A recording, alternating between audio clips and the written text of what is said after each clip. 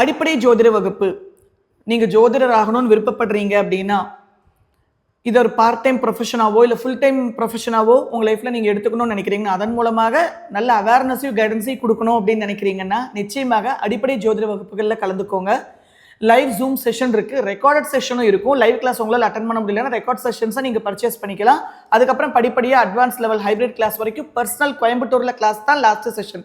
அது இப்போ இந்த ஏப்ரல் மாதம் எண்டில் நடக்க போகுது. ஜோதிஷத்தில் எனக்கு எல்லாமே தெரியும், ப்ரெடிக்ஷன்ஸுக்கு கைடன்ஸ் வேணும், இன்னும் ரொம்ப சவுண்டாக நம்மளோட ப்ரெடிக்ஷன்ஸ் டிவிஷுவல் சார்ட்டை வச்சு எடுக்கணும் அப்படிங்கிறவங்களுக்கு ரொம்ப உபயோகமாக இருக்கும். அது ஏப்ரல் மாதம் 15க்கு அப்புறம் கோயம்புத்தூரில் 2 நாள் லைவ் செஷன் நடக்கும். நிச்சயமாக ஆல்ரெடி ஆஸ்ட்ராலஜிக்குள்ளே இருக்கிறவங்க அதில் கலந்துக்கோங்க. புதுசாக ஜோசியத்துக்குள்ளே வரணும்னு நினைக்கிறவங்க அடிப்படை ஜோதிட வகுப்புகளில் கலந்துக்கோங்க.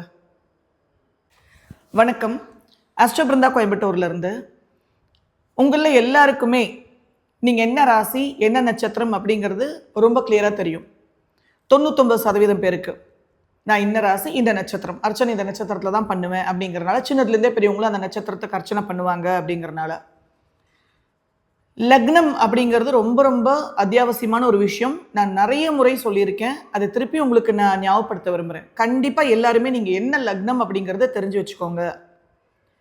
லக்னம் அப்படிங்கிறது நான், அந்த நான் அப்படிங்கிற அந்த சோல் என்ன மாதிரியான கொடுப்பனைகளை இந்த ஜென்மத்தில் பெற வேண்டும், இழக்க வேண்டும் அப்படிங்கிறத சுட்டி காட்டுறது லக்னம் தான். லக்னத்திலிருந்து தான் பாக்கி 11 பாவங்களும், மொத்தம் 12 பாவங்களும் உறுதிப்படுத்தப்படுது.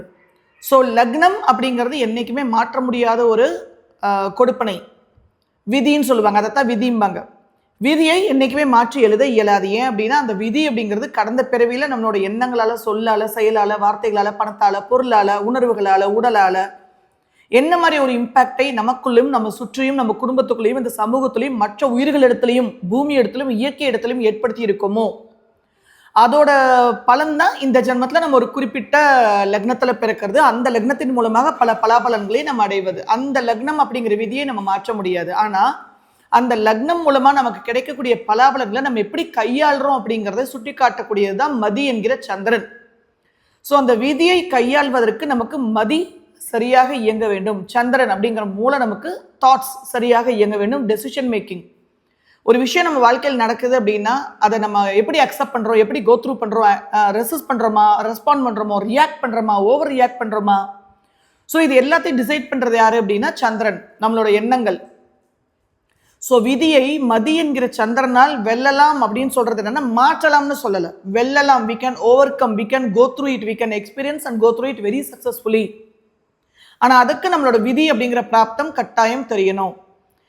அந்த விதி பொறுத்து ஒரு ஜாதகர் பிறக்கிறாங்க. அந்த விதி திருப்பி ஒரு தடவை புரிய வைக்கிறேன். இப்போ நம்ம இந்த கோர்ட்டில் நிற்கிறோம், ஃபுட்பாலோட கிரவுண்டில் இந்த கோர்ட்டில் நம்ம நிற்கிறோம். அந்த கோர்ட்டு நம்மளோட அடுத்த பிறவி.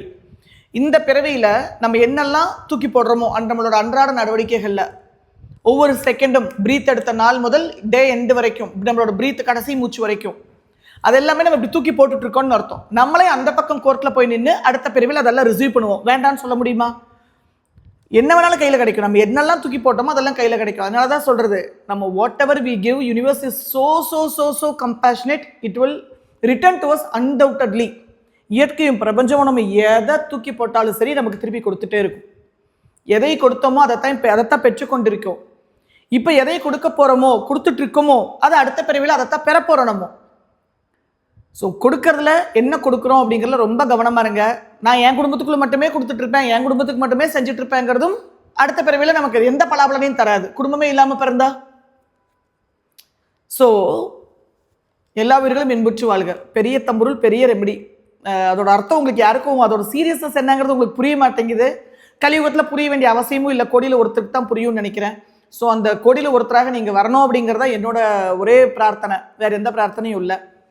ஸோ அடுத்த பிறவிக்கு உண்டான விதியை ரொம்ப அழகாக இந்த பிறவியில் நீங்கள் எழுதுங்க. உங்களோட எண்ணமால், உங்களோட செயலால், உங்களோட பணத்தால், உங்களோட பொருளால், உங்களோட உணர்வுகளால், உங்களோட வார்த்தைகளால், உங்களோட செயல்களால்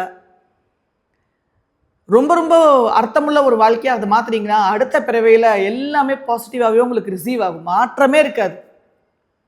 எல்லாம் ஒரு கட்டத்துக்கு மேலே எல்லாமே நீங்கள் ஃபுல்ஃபில் ஆக ஆரம்பிச்சிட்டிங்க அப்படின்னா கேது ரொம்ப பலமாக ஆக்டிவேட் ஆகும். ஆட்டோமேட்டிக்காக அந்த சொல் ஜூட் விட்டுரும், முக்தி நோக்கி, மோட்சத்தை நோக்கி.